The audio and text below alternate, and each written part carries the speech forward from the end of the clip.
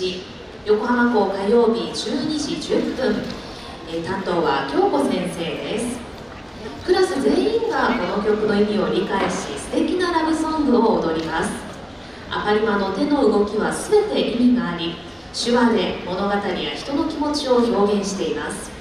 素敵な女性たちが精一杯頑張って踊りますので、会場の皆様に心で感じていただけますように。